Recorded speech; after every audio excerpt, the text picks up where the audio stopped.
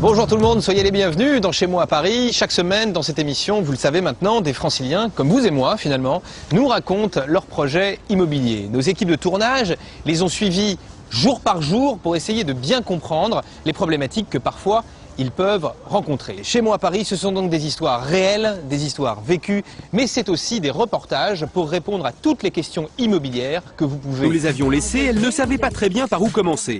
Aujourd'hui, elles vont enfin pouvoir trouver des réponses à leurs questions. Direction Cachan, Martine et Cécile ont rendez-vous avec le concepteur d'une habitation écolo. Bonjour. Bonjour. Martine. Bonjour Cécile. Deux maisons sur le même terrain, ici, c'est justement le principe. Il n'y a qu'une seule structure de bois divisée en deux espaces. Et dans quelques jours, une fois le chantier fini, ce sont deux couples d'amis qui vont s'y installer. Une idée qui pourrait bien inspirer Martine et Cécile. Là déjà je vois quelque chose qui me plaît beaucoup, c'est que ça ressemble à du parpaing.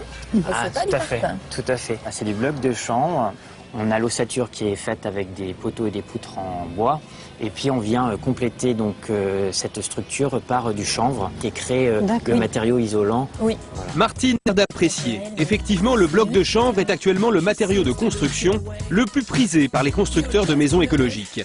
Il est une solution efficace en matière d'isolation thermique et donc d'économie d'énergie. Il faut le savoir, le chanvre est aussi un excellent isolant phonique. La visite commence bien.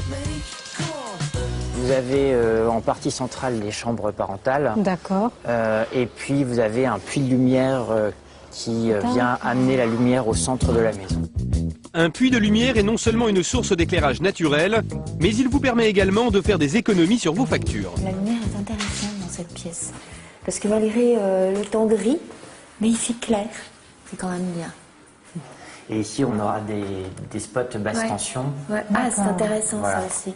Tu vois, ça c'est intéressant comme idée à prendre. Ouais. C'est bien. On peut voir les étages? Tout à fait, on va Je vous en prie, je vous suis. Ah oui, attention, toi ton vertige. Ah oui, alors là, faut pas que je regarde en bas.